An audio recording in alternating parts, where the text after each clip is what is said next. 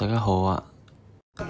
今日同朋友嚟到羅湖國貿呢度食李小提燒烤，呢間嘢夜晚生意都幾好，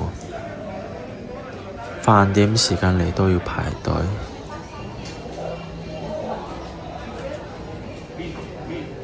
呢個燒雞翼麻麻，好瘦，韭菜係算 OK 嘅，帶子都 OK 嘅。哇，脆都唔錯嘅，生蠔都幾大隻下，不過要12蚊一隻。呢個爆汁牛肉真係好嫩，好好食，值得一試。呢個海蝦瑤柱砂鍋粥又係一定要嗌嘅，真係好好味，同潮汕砂鍋粥有得一比咯，值得一試。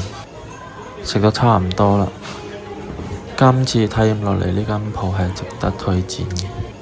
兩個人食咗人仔厭㗎，如果有過嚟深圳，可以過嚟試下呢間嘢。下期見，拜拜。